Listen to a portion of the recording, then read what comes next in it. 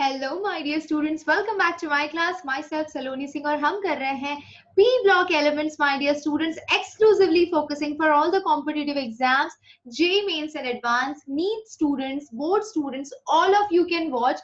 सो basically यहाँ पर मेरा प्राइम फोकस होगा कि पी ब्लॉक एलिमेंट से रिलेटेड आपकी एनसीईआरटी के साथ साथ कुछ एक्स्ट्रा इंफॉर्मेशन मैं कवर करूं जो यूजुअली आपके कॉम्पिटिटिव एग्जाम्स में पूछे जाते हैं। और आज हम जो स्पेसिफिकली फोकस करने वाले हैं वो है ग्रुप 15 माय डियर स्टूडेंट्स। इससे पहले ऑलरेडी ग्रुप 13 एंड ग्रुप 14 पर 2 वीडियो लेक्चर्स आ चुके हैं। अगर आप चाहे देखना तो उसे आप इसी पर्टिकुलर चैनल की प्लेलिस्ट में जाके चेक कर सकते हैं, पूरा वीडियो लेक्चर देख सकते हैं। साथ ही साथ प्रीवियस अल्डिहाइड एंड कीटोन से रिलेटेड भी बहुत सारे कॉन्सेप्ट बेस्ड क्वेश्चंस और साथ ही साथ कॉन्सेप्ट्स भी मैंने अपलोड किए हैं इस चैनल पे, तो प्लेलिस्ट विजिट करना बिल्कुल ना भूलें। तो चलिए स्टार्ट करते हैं हमारा आज का सेशन। तो आज के सेशन में आप ग्रुप 15 नाइट्रोजन फैमिली को देखेंगे। और ये जो आपकी नाइट्रोजन फैमिली है my dear students, you know that nitrogen, phosphorus, arsenic, antimony and bismuth, इन एलिमेंट्स की हम बात करेंगे और स्पेसिफिकली हम नाइट्रोजन के कुछ कंपाउंड्स को डिस्कस करेंगे।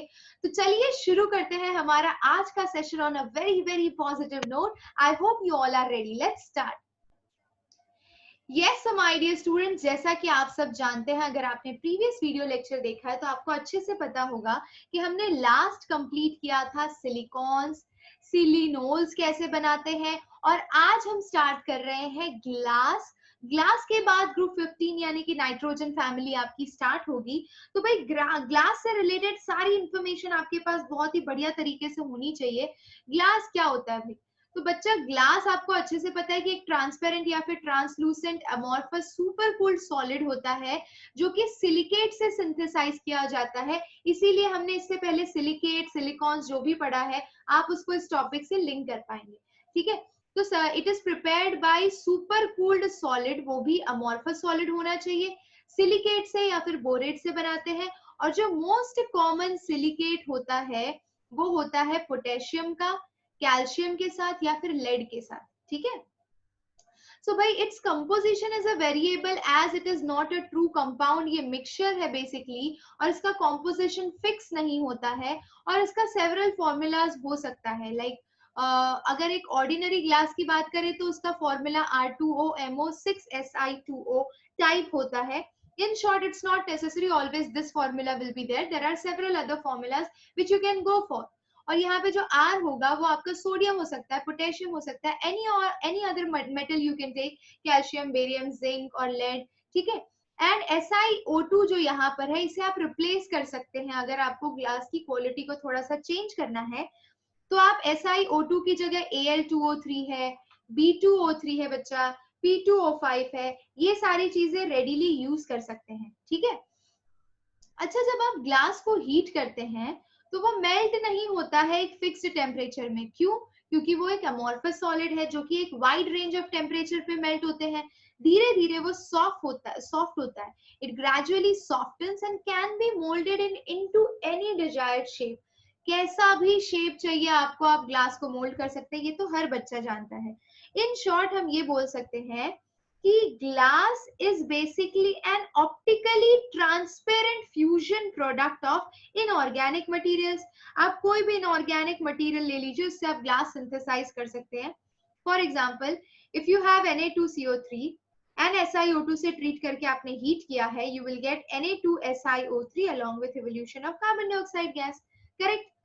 ठीक है, तो हर तरह के ग्लास के लिए raw material variety of types के हम यूज कर सकते हैं। हम ध्यान देंगे कि हम किस तरह के रॉ मटेरियल्स को यूज कर रहे हैं। ठीक है, तो अगर following are the main raw materials manufacturing for glass, उसमें अगर हम एसिडिक ऑक्साइड्स की बात करें तो एसिडिक ऑक्साइड्स में आप ले सकते हैं सिलिका, है ना। सिलिका या तो सैंड के फॉर्म में होता है। सोचिए ग्लास कैसे बनता है, सैंड से, यानी कि रेत से। रेत जो समुद्र के किनारे मिलता है, ना ही वो एकदम छोटा होना चाहिए ना साइज में बड़ा होना चाहिए, फाइन वैरायटी का होना चाहिए। और ऐसे सिलिका बहुत ही वायलेंटली रिएक्ट करते हैं। ठीक है, और it should be free from iron oxide and organic matter. ये जो सिलिका है आपका, उसके अंदर आयरन का ऑक्साइड नहीं होना चाहिए, कोई भी ऑर्गेनिक मैटर प्रेजेंट नहीं होना चाहिए। समझ रहे हो? अच्छा, ये तो समझ में आ गया मैम हमें, बहुत ही बढ़िया। तो चलिए देखते हैं, अगर आप सिलिका के अलावा कुछ यूज करना चाहते हैं तो आप बोरोन ट्राइऑक्साइड यूज कर सकते हैं। वो कहाँ से इंट्रोड्यूस होता है? अगर आपको B2O3 प्रिपेयर करना है तो वो बोरिक एसिड या बोरेक्स से ऑब्टेन कर सकते हैं, ठीक है। और यहाँ पे जो ग्लास ऑब्टेन होता है, अगर आप एसिडिक ऑक्साइड B2O3 यूज करते हैं तो यहाँ पे जो ग्लास ऑब्टेन होता है आपके पास, उसकी ये जो एक्सपांशन होता है उसका कोफिशिएंट बड़ा लो होता है, low coefficient of expansion. You must have studied in physics, ठीक है। और फास्फोरस पेंटाऑक्साइड की बात करें तो it is formed of calcium phosphate and used for opalescent. Yes, इस टर्म पे ध्यान दीजिएगा, opalescent glass is required for this case, ठीक है। लेकिन यहाँ पर एक और चीज मैं आपसे डिस्कस करना चाहूंगी। Let's move to the next slide. What I want to discuss with you over here is, and what you should keep in mind, तो रॉ मटेरियल में एसिडिक ऑक्साइड तो आपको ध्यान रखना ही है, साथ ही साथ बेसिक ऑक्साइड भी यूज किया जाता है इसके अंदर। तो बेसिक ऑक्साइड में आप बहुत सारे तरह के बेसिक ऑक्साइड यूज कर सकते हैं। You can use calcium, barium, magnesium, lead, या फिर जिंक या लिथियम या सोडियम कार्बोनेट यूज कर लीजिए, सोडियम सल्फेट यूज कर लीजिए, पोटेशियम कार्बोनेट या फिर पोटेशियम नाइट्रेट। कैल्शियम को अगर ऐड करना है तो कैल्शियम कार्बोनेट के फॉर्म में ऐड कर सकते हैं, और बेरियम को बेरियम कार्बोनेट के फॉर्म में। तो there are several ways through which you can add basic oxides, correct. अच्छा, अब आ जाते हैं कलरिंग मटेरियल पे। तो ग्लास को कलर करने के लिए हम बहुत सारे मेटालिक ऑक्साइड्स का यूज कर सकते हैं। The best examples are ferric oxides जो yellow colour, chromic oxides green colour impart करते हैं, कोबाल्ट ऑक्साइड्स ब्लू कलर। तो अगर आपने कोबाल्ट ग्लास यूज किया है कभी सॉल्ट एनालिसिस में तो आपको पता होगा, उसके ऊपर कोबाल्ट ऑक्साइड की लेयर होती है। अगर आपको पर्पल चाहिए तो आप मैंगनीज ऑक्साइड यूज कर सकते हैं। You can remember all these oxides name along with colour so that you can get to know कि कौन से कलर का आपको ग्लास मिलेगा। एक और चीज बताती हूँ आपको कि ग्लास की जो वैरायटी होती है वो बहुत वैरायटी की होती है। 3 बेसिक इंग्रेडिएंट तो आपको पता चल गए। आप एसिडिक ऑक्साइड यूज करते हैं, बेसिक ऑक्साइड और कलरिंग मटेरियल, लेकिन कितने वैरायटी के ग्लास होते हैं ये भी जानना जरूरी है। तो इसमें सबसे पहला टाइप अगर आपको दिखाई दे रहा है तो वो है सोडा ग्लास या फिर सॉफ्ट ग्लास।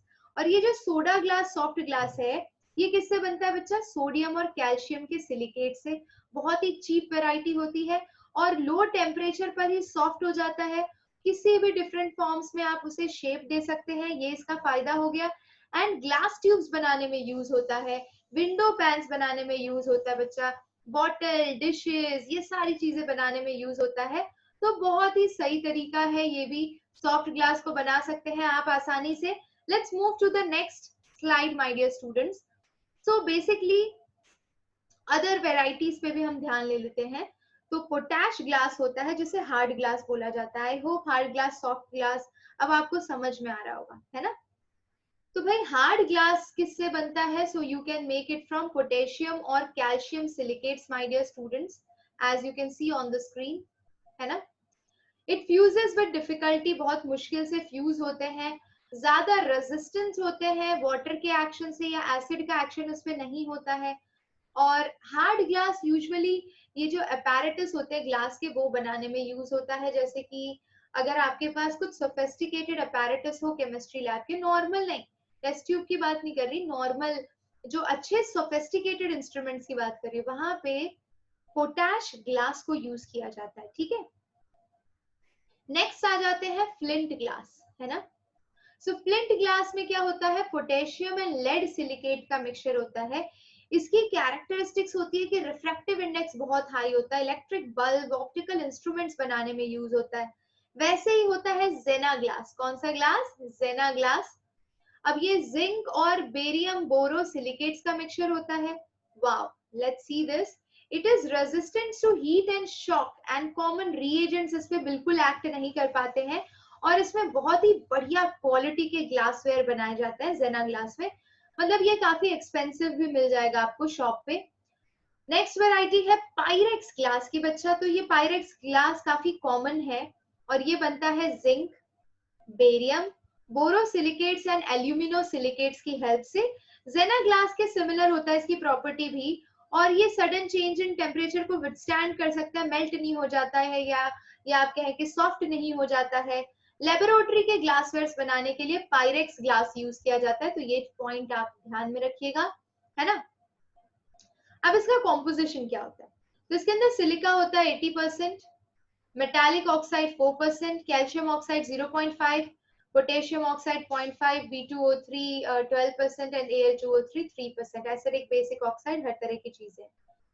अच्छा, क्रूक ग्लास क्या होता है बच्चा? क्रूक ग्लास होता है एक स्पेशल टाइप ऑफ का ग्लास जिसके अंदर सीरियम ऑक्साइड होता है और ये यूवी रेज को पास नहीं होने देता है। तो बेसिकली ये आपकी आंखों में जो लेंसेज यूज करते हैं ना, उसमें क्रूक ग्लास यूज होता है बच्चा, बहुत इंपॉर्टेंट है ना। This is again very important. In the same way कई जगह पे आप इम्प्योरिटी को रिमूव करने के लिए या फिर कलरलेस ग्लास बनाते हैं, है ना। कलरलेस ग्लास अगर आपको बनाना है तो हम डीकलराइजिंग एजेंट्स डालते हैं ताकि हम अगर उसके अंदर कुछ इम्प्योरिटी है तो उसे रिमूव कर सके। एंड यूजुअली ऐसे ग्लासेस को यहाँ पे 7th टाइप लिख लीजिए, ओपल ग्लास बोला जाता है। ओपल ग्लास कौन सा होता है बच्चा? ओपल ग्लास के अंदर CaF2 sometime it is added, ठीक है। तो ये हो गई वेराइटी ऑफ ग्लास। इसमें आपको पता है पायरेक्स याद रखिए, जेना याद रखिए, क्रूक याद रखिए, इनके कुछ बहुत ही बढ़िया एप्लीकेशन है इस वजह से। चलिए अभी नीचे बढ़ते हैं। So if you are moving to this section of silicon carbides, ठीक है, जिसे आप कार्बोरेंडम बोलते हैं, SiC, करेक्ट। SiC को कैसे कमर्शियली प्रिपेयर किया जाता है? तो सिलिकॉन को अगर कार्बन की प्रेजेंस में रिड्यूस करें, तो ये तो हमने कार्बाइड वाले सेक्शन में भी देखा था। इसकी प्रॉपर्टीज अगर आप ध्यान दें तो बहुत ही ज्यादा हार्ड है और बहुत डिफिकल्टली फ्यूजिबल है, यानी आसानी से डिकम्पोज नहीं करता है बच्चा ये, ठीक है। और इसे डिकम्पोज करना है तो आप 2200 डिग्री से, मतलब 22,000 डिग्री सेल्सियस से नीचे नहीं जा सकते। ये सारे केमिकल रिएजेंट्स के लिए यूजुअली रेजिस्टिव होता है और इसमें silicon and carbon alternate position पे अरेंज होते हैं, टेट्राहेड्रली सराउंडेड होते हैं। कहाँ पे यूज होता है? ग्राइंडिंग पर्पस के लिए, कटिंग एंड पॉलिशिंग पर्पस के लिए सिलिकॉन कार्बाइड यूज होता है बच्चा। सो आई होप आप समझ गए हो वैरायटी ऑफ ग्लास, साथ ही साथ सिलिकॉन कार्बाइड जिसे आप कार्बोरेंडम बोलते हो, इंपॉर्टेंट यहाँ पे कार्बोरेंडम है, ठीक है। चलिए अभी नेक्स्ट स्लाइड पे मूव करते हैं, है ना। सो नेक्स्ट स्लाइड पे जाने से पहले बच्चा, सिलिकॉन कार्बाइड की अगर आपने बात कर ली है तो मैं यहाँ पर एक और चीज आपको बताना चाहूंगी, दैट इज सेरामिक्स, है ना। सेरामिक्स क्या होते हैं? तो ये देखिए, I will tell you here, let's ये देखिए, I will write it down here, है ना। देखिए,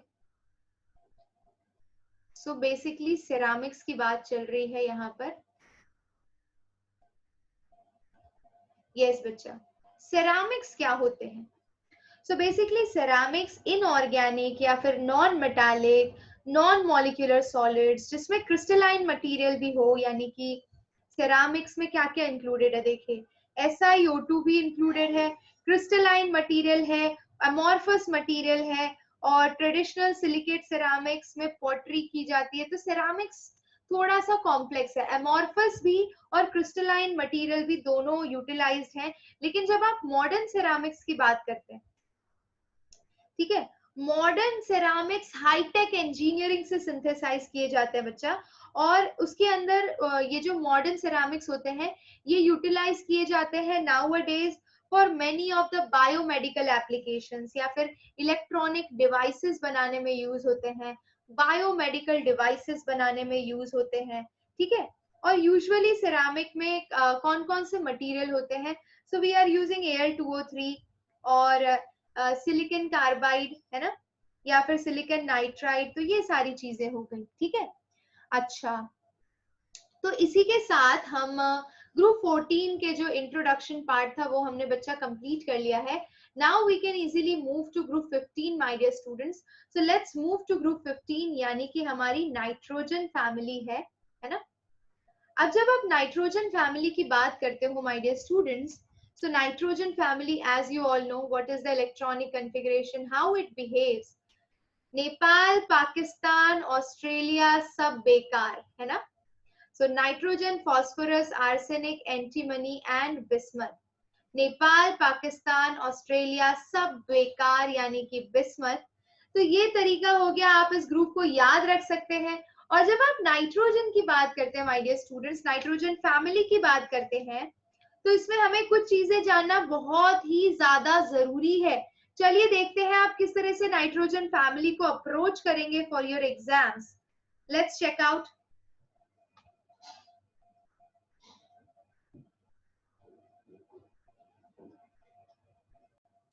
चलिए बच्चा, तो थोड़ा सा पहले नाइट्रोजन के बारे में डिटेल्स एंड इंफॉर्मेशन कलेक्ट कर लेते हैं कि किस तरह से ये बिहेव करता है. हाँ जी, तो देखिए नाइट्रोजन के बारे में कुछ इंफॉर्मेशन जो हमें पता होनी चाहिए. Yes my dear students, when you are talking about group 15 elements, group 15 elements को पी साइलेंट होता है. निक्टोजेंस भी बोला जाता है, निक्टोजेंस भी बोला जाता है. कई जगह पे इन्हें निक्टोजेंस के नाम से जाना जाता है ग्रुप 15 एलिमेंट्स को.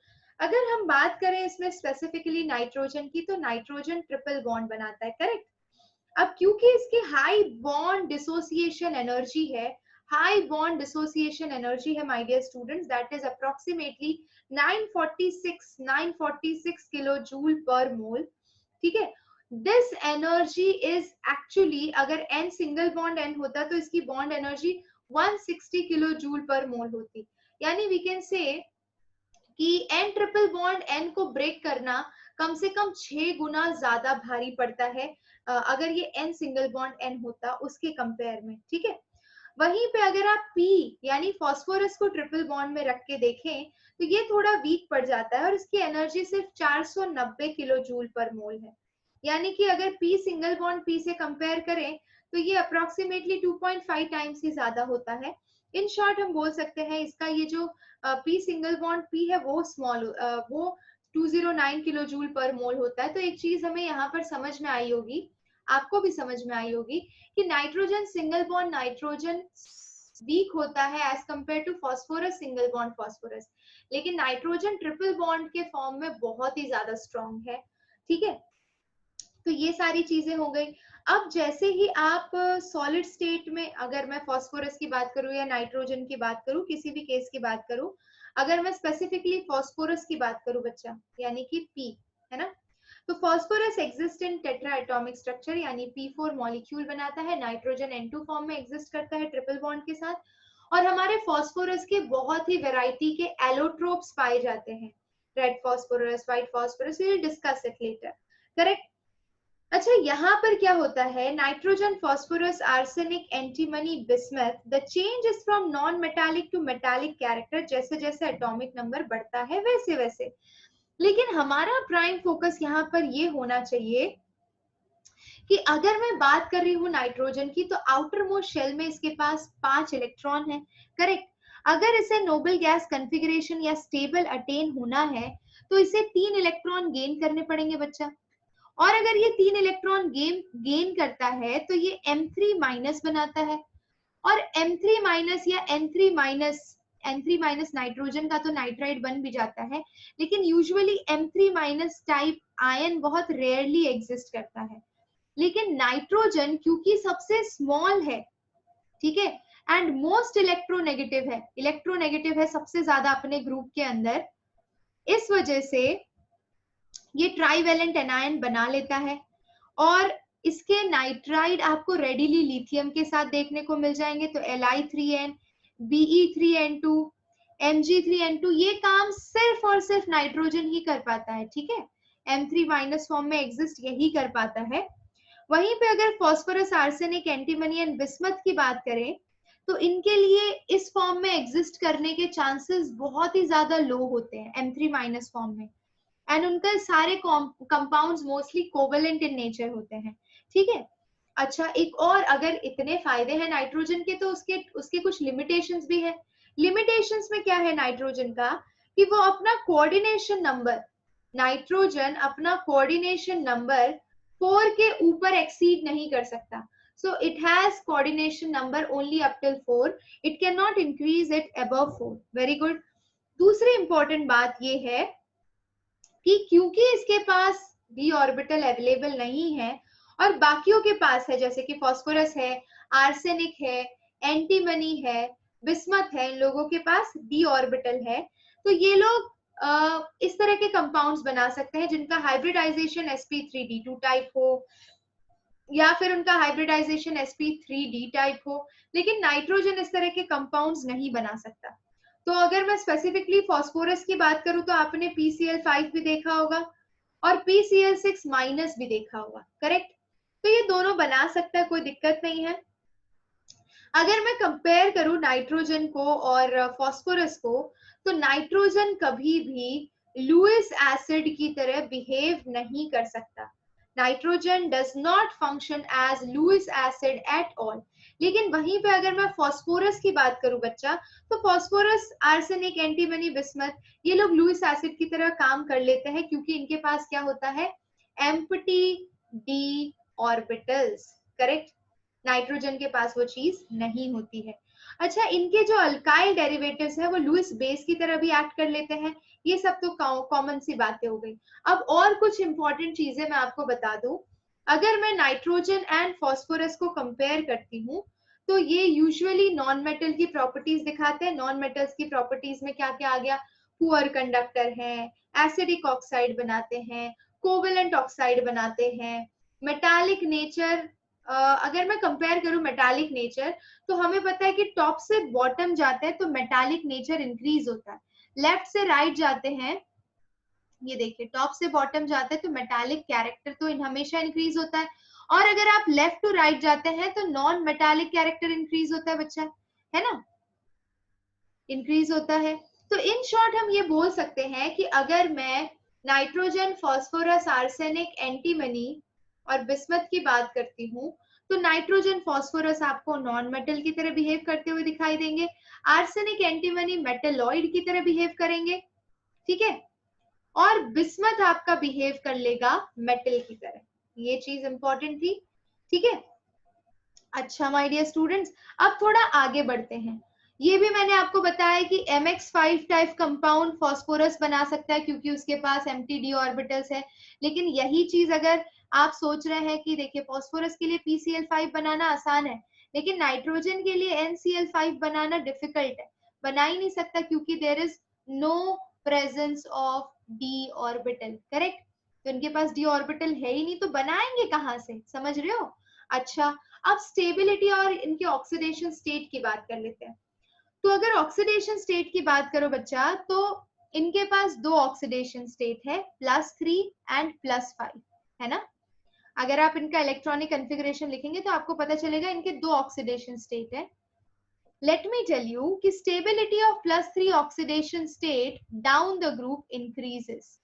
इसकी स्टेबिलिटी इंक्रीज हो जाती है अगर +3 ऑक्सीडेशन स्टेट में होता है, और +5 की डिक्रीज होती है डाउन द ग्रुप, इनकी स्टेबिलिटी डिक्रीज होती है, करेक्ट. अब ऐसा क्यों हुआ, due to inert pair effect. ये भी हमने पढ़ा है, इनर्ट पेयर इफेक्ट, यानी कि inability of s electron, inability of s electron to take part in bond formation.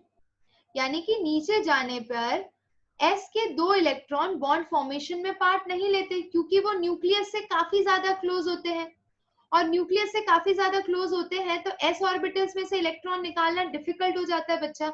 इसीलिए हम सिर्फ p के निकाल पाते हैं या d के निकाल पाते हैं, और इसीलिए ये +3 ऑक्सीडेशन स्टेट शो करता है.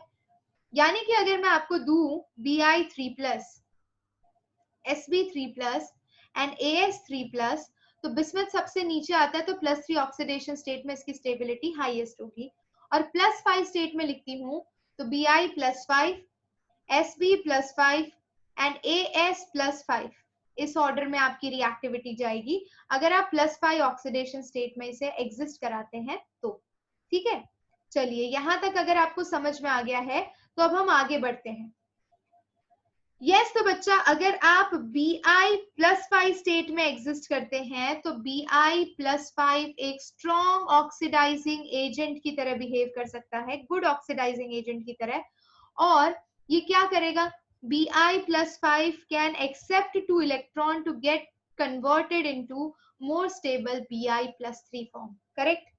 सेम चीज As भी कर सकता है, आर्सेनिक +3 स्टेट में है तो भाई ये +5 स्टेट में जा सकता है क्योंकि ये +5 स्टेट में ज्यादा स्टेबल है। ये देखिए अगर आपका आर्सेनिक +3 स्टेट में है तो वो सोचेगा कि वो +5 स्टेट में जाके ज्यादा स्टेबल हो जाए, यानी arsenic in +3 state act like a good reducing agent and आपका जो बिस्मथ है it act like a good oxidising agent. ये Bi+5 ऑक्सीडाइजिंग एजेंट की तरह बिहेव करेगा एंड As+3 रिड्यूसिंग एजेंट की तरह क्यों करेगा, ये आपको पता चल गया है।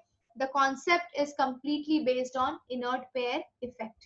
चलिए बहुत ही बढ़िया, उम्दा, एकदम समझ में आ रहा है आपको। अब हम जरा नाइट्रोजन पे इंडिविजुअल स्टडी करते हैं कि किस तरह से नाइट्रोजन को प्रिपेयर किया जा सकता है। चलिए शुरू करते हैं। यस तो बच्चा अगर आपको नाइट्रोजन सिंथेसाइज करना है तो आप सिंपली इसे प्रिपेयर कर सकते हैं अमोनियम नाइट्राइट से। अमोनियम नाइट्राइट को जब आप लेबोरेटरी में हीट करते हैं वो nitrogen along with formation of water देता है। साथ ही साथ nitrogen is also prepared by heating a mixture of ammonium chloride and sodium nitrite. ये भी मेथड आप यूज कर सकते हैं नाइट्रोजन को सिंथेसाइज करने का माय डियर स्टूडेंट्स। सो भाई ये तो बात हो गई नाइट्रोजन के प्रिपरेशन की। Let's move slightly more ahead and understand what are other different methods to synthesize nitrogen. Pay attention here. आप एक काम कर सकते हैं, आप अमोनियम डाइक्रोमेट भी यूज कर सकते हैं सिंथेसाइज करने के लिए नाइट्रोजन। तो इसे भी जब आप हीट करेंगे ये nitrogen gas along with formation of water and Cr2O3 देगा। करेक्ट। अच्छा, अमोनिया को अगर आप कॉपर ऑक्साइड पे भी पास करते हैं तो भी नाइट्रोजन देता है। यूरिया को HNO2 से ट्रीट करते हैं तो भी नाइट्रोजन देता है। NaNO2 प्लस HCl ये जो रिएजेंट है ये डाइजोटाइजेशन में यूज होता है। किस में यूज होता है? डाइजोटाइजेशन में। और ये देता क्या है आपको? NaCl and HNO2। करेक्ट। और ये जो HNO2 है ये यूरिया के साथ रिएक्ट करके आपको फर्दर नाइट्रोजन दे सकता है। करेक्ट। बहुत ही आसान था। अच्छा, इसमें एक और चीज है, नेक्स्ट चीज जो आपको फोकस करनी है वो fixation of atmospheric nitrogen by cyanamide fertiliser. Important topic है। और ये साइनामाइड प्रोसेस क्या होती है ध्यान से सुनिएगा। तो बेसिकली नाइट्रोजन को फिक्स करने के लिए हम कैल्शियम साइनामाइड की मदद लेते हैं। हम कैल्शियम साइनामाइड के प्रेजेंस में नाइट्रोजन को हीट करते हैं इलेक्ट्रिक फर्नेस में, यानी 1000 डिग्री सेल्सियस जितना तापमान देते हैं, तब जाके ये कैल्शियम साइनामाइड बनाता है। और ये कैल्शियम साइनामाइड है ना, this mixture of calcium cyanamide and carbon, जिसे ट्रेड नेम है, अगर आप मार्केट में जाएंगे तो इन दोनों को साथ में बोला जाता है नाइट्रोलिम, है ना। ये एक इम्पॉर्टेंट फर्टिलाइजर है, इंडस्ट्रीज में यूज किया जाता है। एंड इसमें से कैल्शियम साइनामाइड अमोनिया के सोर्स की तरह भी यूज किया जा सकता है। एंड अमोनिया जो इस तरह से प्रोड्यूस किया जाता है वो फर्टिलाइजर बनाने में यूज होता है। तो बेसिकली कैल्शियम साइनामाइड को डिकम्पोज करके आप वाटर ले सकते हो और अमोनिया प्रोड्यूस कर सकते हो। ध्यान से देखिए यहाँ पे रिएक्शन में दिया हुआ है। So you can see calcium cyanamide को वाटर से ट्रीट करके calcium carbonate and ammonia synthesise होता है। अमोनिया को सल्फ्यूरिक एसिड से ट्रीट करके अमोनियम सल्फेट बना सकते हैं आप। ठीक है। साथ ही साथ P2O5 की प्रेजेंस में अमोनिया एंड वाटर को ट्रीट करके अमोनियम फॉस्फेट बना सकते हैं। तो ये सारे सेवरल रिएक्शंस हैं, साइनामाइड प्रोसेस से लिंक्ड हैं और आप इन्हें याद रख सकते हैं, नोट डाउन कर सकते हैं अपनी नोटबुक में। बहुत सारे रिएक्शन है बच्चा। तकलीफ ये है कि मैं आपको यही एडवाइस करूंगी, पहले आप सारी एनसीईआरटी की रिएक्शंस कर ले। ठीक है। और जो बच्चे एडवांस के होंगे वो ऑलरेडी एनसीईआरटी लेवल का कर चुके होंगे, तो वो थोड़ा एक स्टेप अहेड मूव कर सकते हैं और वो ये एक्स्ट्रा रिएक्शंस को भी लर्न कर सकते हैं। तो चलिए अब थोड़ा सा और आगे बढ़ते हैं। अगर मैं बात करती हूँ my dear students oxides of nitrogen की, है ना, तो नाइट्रोजन के ऑक्साइड्स बहुत ही खास है। देखिए कैसे खास है, देखिए ध्यान से। नाइट्रोजन के ऑक्साइड्स में बहुत सारी आपको वैरायटी मिल जाएगी। सबसे पहला है आपका नाइट्रस ऑक्साइड। करेक्ट। यहाँ ये बुक का टेबल है आपका, आपकी एनसीईआरटी टेक्स्ट बुक का टेबल है बच्चा, इसीलिए काफी इंपॉर्टेंट है। तो पहले बात करते हैं N2O की, जिसे नाइट्रस ऑक्साइड कहा जाता है ना, नाइट्रस ऑक्साइड या फिर डाई नाइट्रोजन ऑक्साइड, और कलरलेस होता है, यूजुअली अनरिएक्टिव होता है। और इसका रिएक्शन मैं आपको बता देती हूँ, ये रहा, देखिए पहला रिएक्शन दिया है, NH4NO3 की प्रेजेंस में हीट करोगे तो N2O और वाटर देगा, और इसका नेचर कैसा होता है, ये डायमैग्नेटिक है, ठीक है, ये आपको डायमैग्नेटिक मिलेगा। NO पे चलते हैं। NO को नाइट्रिक ऑक्साइड बोला जाता है, ठीक है, NO को क्या कहा जाता है, नाइट्रिक ऑक्साइड।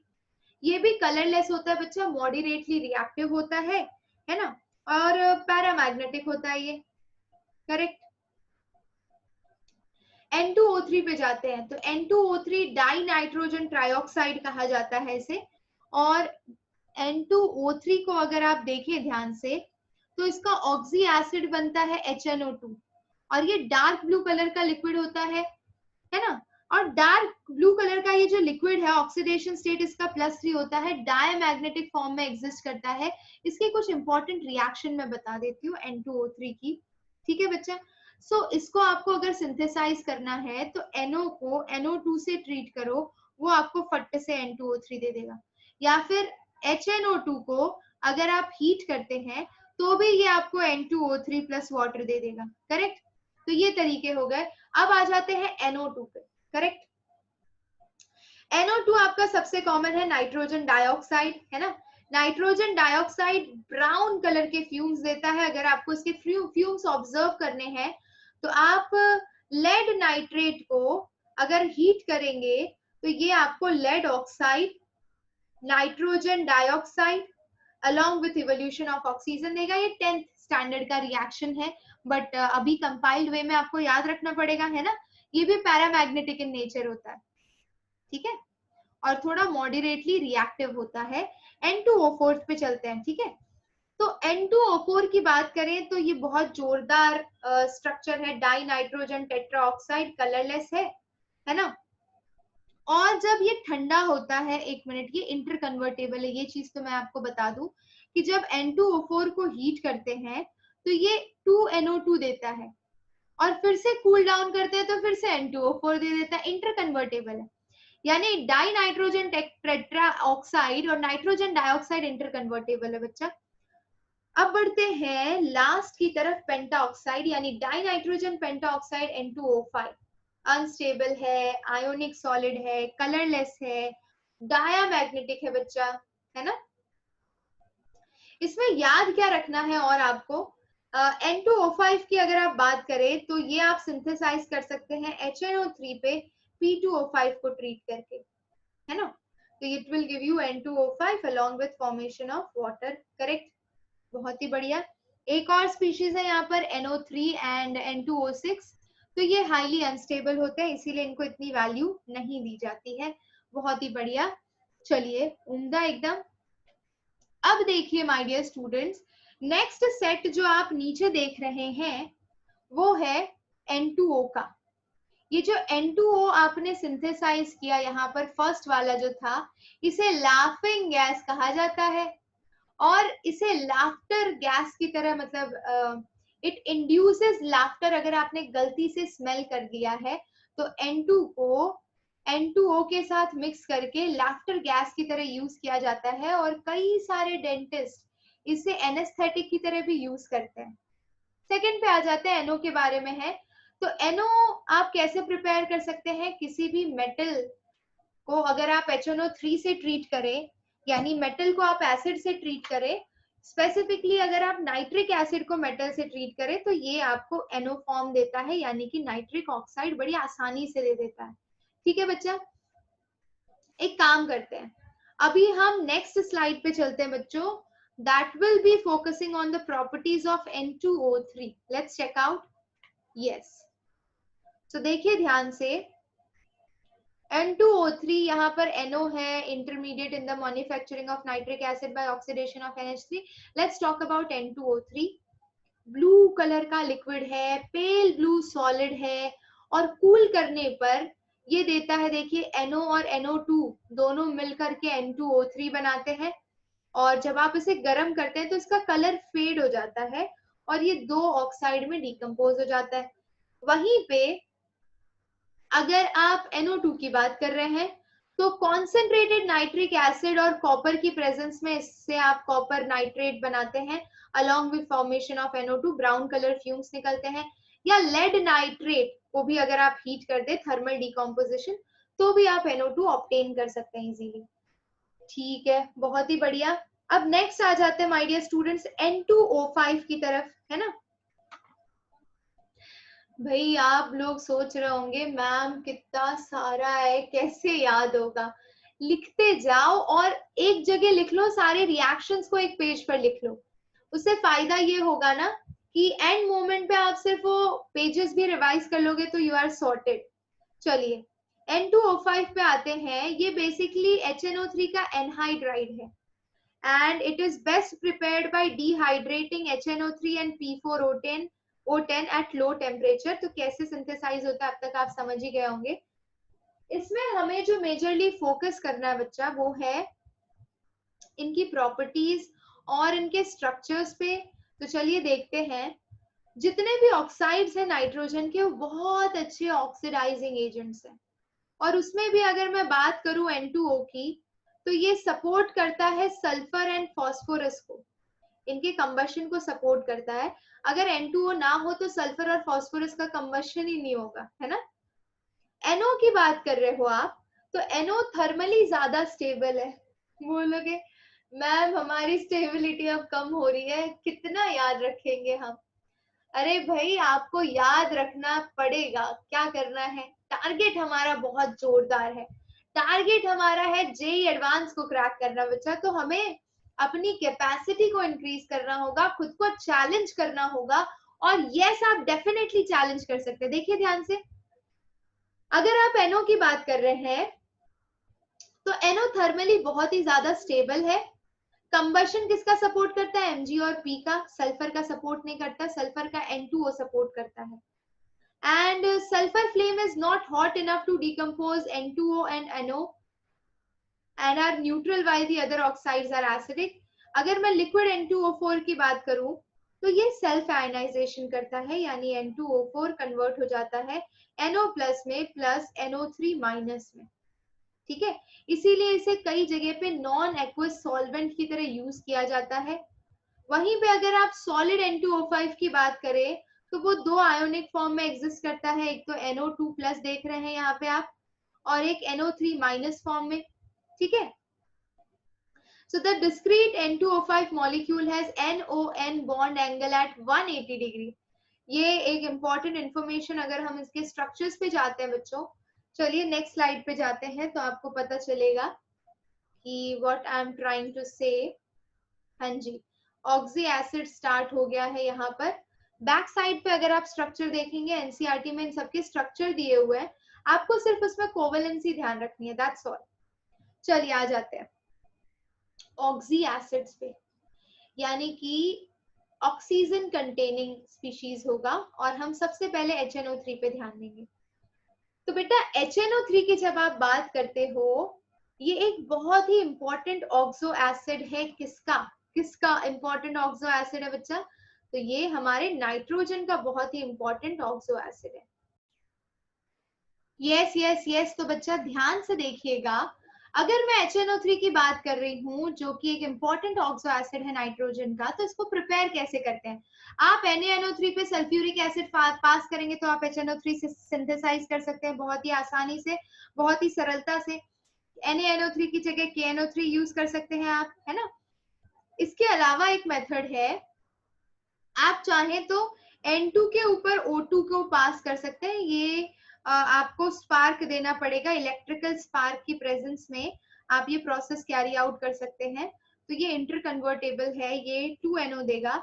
ये जो 2NO है it is going to react with O2 and it is going to give you 2NO2, जो कि ये स्टेप आपको दिखाई दे रहा है ना। और लास्ट स्टेप आप कैरी आउट कर सकते हैं, देखिए ध्यान से। लास्ट स्टेप इधर आप लिख सकते हैं, इस NO2 को वाटर से आप ट्रीट करेंगे तो ये आपको पहले HNO2 देगा along with formation of HNO3, और आप चाहे तो इस HNO2 को भी HNO3 में कन्वर्ट कर सकते हैं। तो HNO2 को आप कन्वर्ट कर सकते हैं HNO3 plus water plus 2 moles of NO। तो ये तरीका हो गया। इसके अलावा एक और प्रोसेस है जिसे हम बोलते हैं ओसवाल्ड प्रोसेस। कौन सा बोलते हैं बच्चा?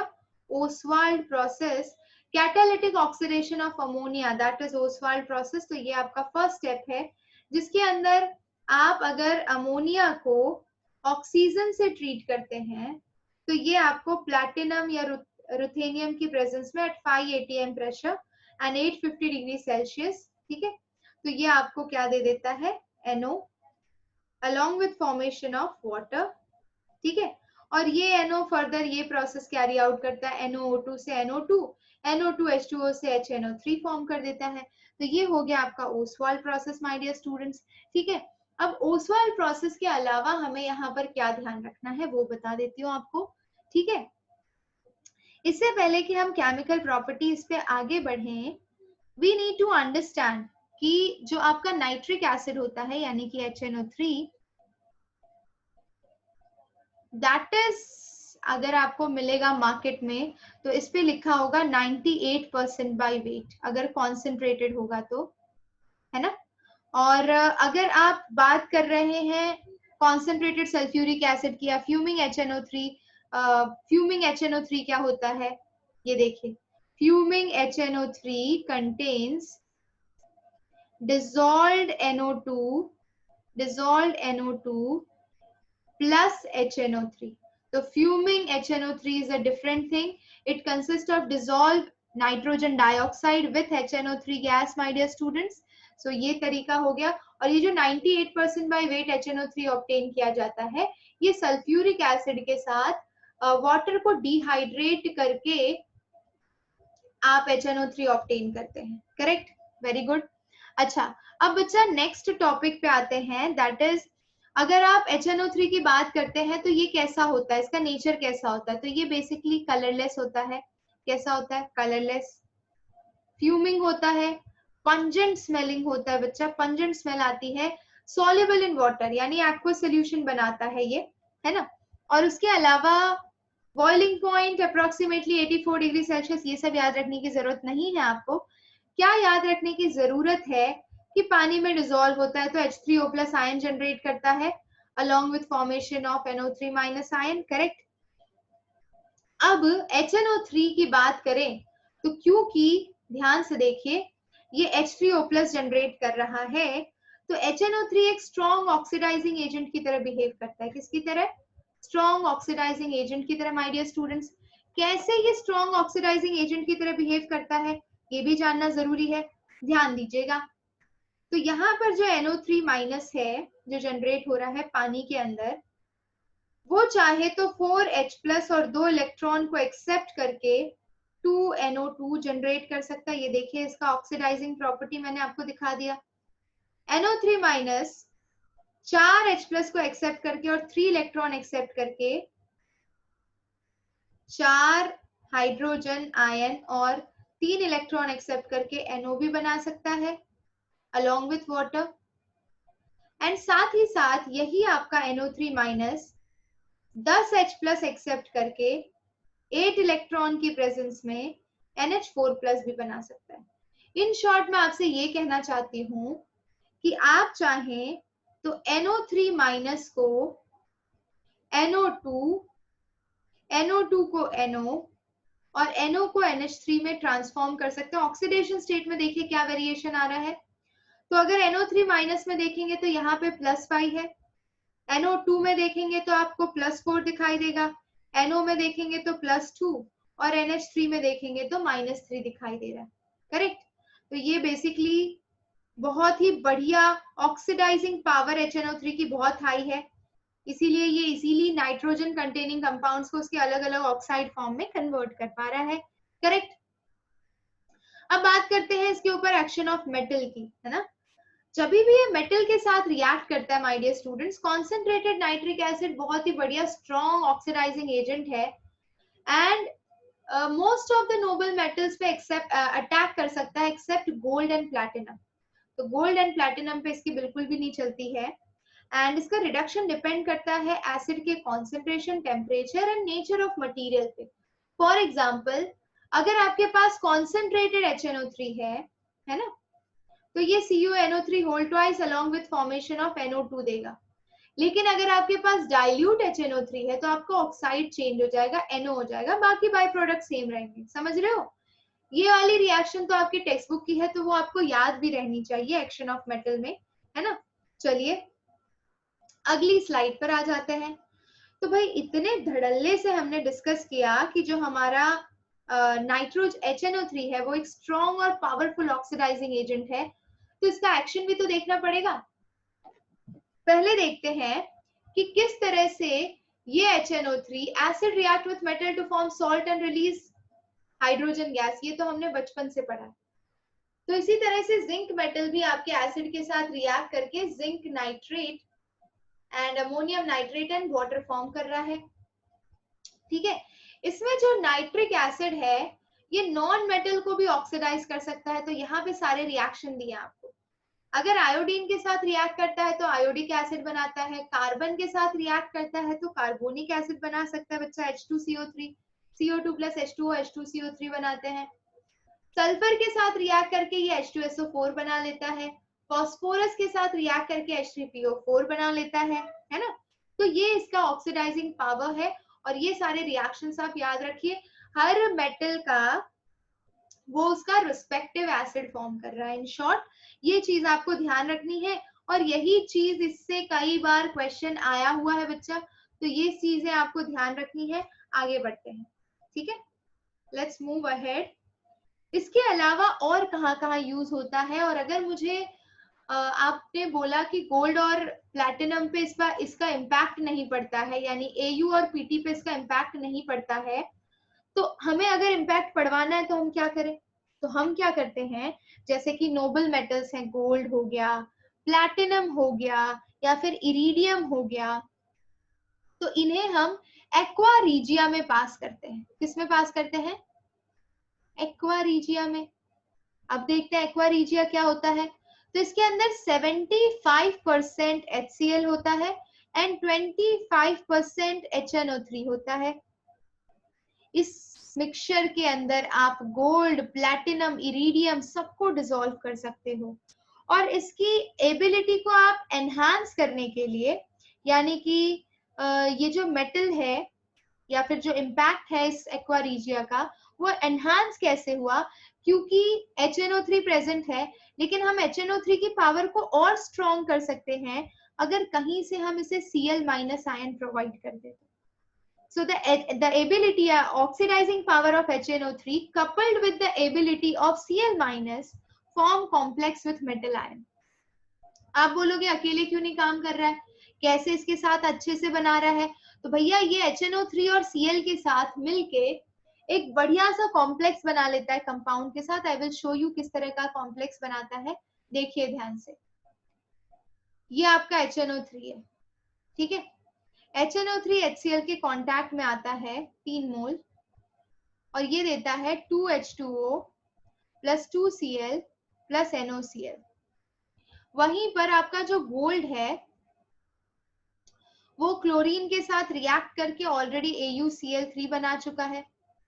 अब ये जो AuCl3 है ये HCl के साथ रिएक्ट करके HAuCl4 बनाता है, यानी क्लोरोऑरिक एसिड।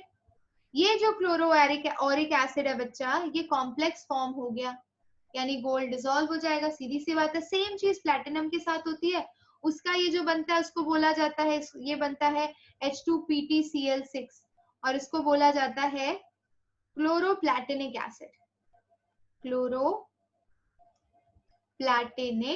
एसिड, करेक्ट, बहुत ही बढ़िया।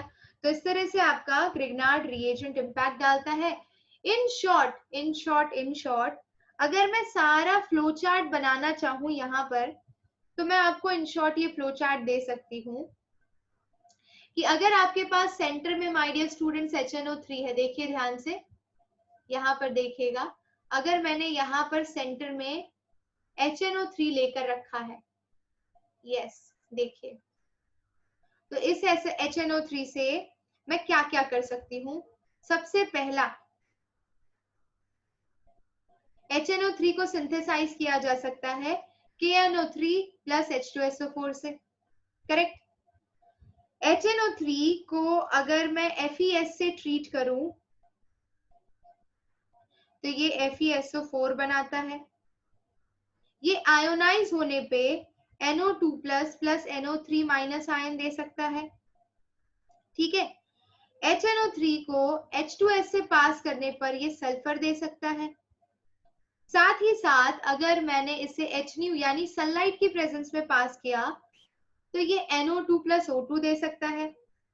अगर मैंने इसके ऊपर SO2 पास किया तो ये SO4 2 माइनस में कन्वर्ट हो सकता है। अगर मैंने इसे आयोडीन पे पास किया तो ये रिएक्शन कार्बन पे ये, सल्फर पे ये और फास्फोरस पे ये रिएक्शन देगा, करेक्ट। इसके अलावा और क्या रिएक्शन दे सकता है ये? NH3 प्लस O2, ये तो ओसवाल प्रोसेस से HNO3 सिंथेसाइज होता है। तो ये दो सिंथेसिस मेथड बताए मैंने आपको, है ना। बहुत ही बढ़िया। तो ये हो गए कुछ रिएक्शंस इसके, एंड आई होप अब आपको चीजें याद रहेंगी, है ना। अमोनिया आपका यहाँ पे क्लियर होता है बच्चा। चलिए अब थोड़ा सा और आगे बढ़ते हैं और देखते हैं, नेक्स्ट टॉपिक की तरफ आगे बढ़ते हैं। ये देखिए, तो जी यहाँ पे CaCN2 के साथ भी ये रिएक्शन बहुत ही आसानी से दिखा सकता है बच्चा। 1 मिनट, yes wait, let's freeze it. Yes, तो ध्यान दीजिए, CaCN2 और वाटर के साथ 3 ATM पे CaCO3 in presence of ammonia. Haber's process का नाम तो आपने सुना ही होगा। तो हेबर्स प्रोसेस में N2 3H2 के साथ रिएक्ट करके आपको अमोनिया देता है, ये तो पता ही है आपको। और इसमें कंडीशंस क्या होती है? तो यूजुअली ये पूछा जाता है कैटलिस्ट कौन कौन से यूज होते हैं। आयन मोलिब्डेनम यूज कर लीजिए, टेम्परेचर 450 डिग्री सेल्सियस दे दीजिए, प्रेशर 200 से 250 ATM ले लीजिए, तो बन जाएगा आपका। अच्छा, प्रॉपर्टीज पे देखते हैं। बेसिक नेचर होता है, ये तो बात चल रही है अमोनिया की, आ गई माय डियर स्टूडेंट्स, अमोनिया चलने लगा है। 1 मिनट, let's check out. Yes my dear students, so basically अगर मैं ये ड्राइंग क्लियर करके नेक्स्ट स्लाइड पे जा रही हूँ, let's move to the back of it. Yes बच्चा, अमोनिया डिस्कस करना है हमें, है ना। अमोनिया दूसरा मॉलिक्यूल है भाई नाइट्रोजन का। प्रिपेयर कर सकते हो NH4Cl in presence of calcium hydroxide CaCl2, water और अमोनिया देता है। और ये जो गैस फॉर्म हुआ, इसे ड्राई किया जाता है क्विक लाइम की प्रेजेंस में। इसे वाटर के साथ, इसके नाइट्राइड्स को अगर आप वाटर के साथ ट्रीट करें तो भी अमोनिया बहुत ही आसानी से दे देता है। और एक साइनामाइड प्रोसेस है कमर्शियल मेथड सिंथेसिस का अमोनिया का। So these are the various methods through which you can synthesize. Along with that, let's check out other methods. Yes, देखिए, हाँ जी, तो हेबर्स प्रोसेस से भी अमोनिया बेस्ट सिंथेसाइज होता है, ये जो मैंने अभी 2 मिनट पहले डिस्कस किया आपसे। कंडीशन याद रखिएगा इसकी, ये कंडीशंस आयन मोलिब्डेनम, ये चीजें आपको ध्यान रहनी चाहिए, temperature and pressure for this case. अच्छा, अब अगर आपको अमोनिया का बेसिक नेचर अगर आपको प्रिडिक्ट करना है बच्चा, तो बेसिक नेचर प्रिडिक्ट करने के लिए सिंपल है, अमोनिया को डाल दीजिए पानी के अंदर, NH4 प्लस आयन और OH माइनस आयन जनरेट कर देगा। जैसे ही आपका OH माइनस आयन जनरेट हो जाएगा माय डियर स्टूडेंट्स, आप क्या बोल सकते हैं, देखिए ध्यान से, reaction with halogen ammonia produce हो गया OH माइनस। अरे भाई बेस की तरह बिहेव करेगा और क्या। हैलोजेंस के साथ अगर ये रिएक्ट करता है तो अमोनिया क्लोरीन के प्रेजेंस में ammonium chloride along with evolution of nitrogen gas देता है। अगर आप यही चीज एक्सेस ऑफ क्लोरीन के साथ ट्रीट करते हैं तो NCl3 along with formation of HCl। Bromine के साथ NH4Br देता है बच्चा। और आपका ये जो ब्रोमीन है, यस, अगर NBr3 बनाना चाहे तो मोल्स चेंज करके बना सकते हैं। चलिए आगे बढ़ते हैं, let's move to the next slot. Yes, okay, ये देखिए बहुत ही इंपॉर्टेंट कुछ चीजें आ रही हैं उभर के। तो अमोनिया अगर आयोडीन के साथ रिएक्ट करता है माय डियर स्टूडेंट्स, तो ये आपको नाइट्रोजन इन आयोडाइड अमोनिएट सोल्यूशन देता है। और ये जो NH3Ni3 है, ये ड्राई स्टेट में एक्सप्लोड हो जाता है, फट जाता है। क्या बनाता है देखिए, NH4I I2 and N2, है ना। साथ ही साथ ये कॉम्प्लेक्स फॉर्मेशन भी करता है क्योंकि इसके पास लोन पेयर ऑफ इलेक्ट्रॉन्स हैं और ये लुईस बेस की तरह एक्ट कर सकता है। तो ये कोऑर्डिनेट लिंकेज बनाता है माय डियर स्टूडेंट्स। और कोऑर्डिनेट लिंकेज आप आसानी से देख सकते हैं भाई, इसके अंदर Ag प्लस के साथ रिएक्ट करता है तो AgNH3। अरे वाह, ये वाला आप अच्छे से जानते हैं, ये देखा है। ये इसको क्या बोलते हैं, टॉलरेंस रिएजेंट। क्या बोलते हैं, Tollens reagent my dear students. Copper के साथ भी कॉम्प्लेक्स बना सकता है, कैडमियम के साथ भी कॉम्प्लेक्स बना सकता है। आपको जो पसंद है उसके साथ ये कॉम्प्लेक्स बनाने को रेडी है ना। बोलोगे मैम बहुत ज्यादा इंफॉर्मेटिव है ये सेशन, और कितना पढ़ोगे भाई, कितना पढ़ोगे, लेकिन क्या करें, अभी सिलेबस में है आपके। और बिल्कुल भी हार नहीं माननी है। आप अगर बैठ गए एक बार ना पालती पालती मार के, तो आपको करना ही है ये चीज, ये मान के चलो। खुद को मोटिवेट करते रहो और बस काम करते रहो, ये चीज होती है, ये फंडा होता है। लगे रहो, बस लगे रहो। देखिए, preparation of heavy metal ions from aqueous solution of their salts. तो अगर मेरे पास FeCl3 है, AlCl3 है, CrCl3 है, और अगर मैं इन्हें अमोनियम हाइड्रोक्साइड से ट्रीट करती हूँ, तो मुझे आयन का ब्राउन पीपीटी मिलेगा। वहीं पे अगर आप एल्यूमिनियम से ट्रीट करते हैं तो व्हाइट प्रेसिपिटेट एल्यूमिनियम हाइड्रोक्साइड के आप ऑब्टेन कर सकते हैं। और अगर आप CrCl3 से ट्रीट करते हैं बच्चा, तो ये ग्रीन पीपीटी वाला CrOH3 होल थ्राइस जनरेट होगा, है ना।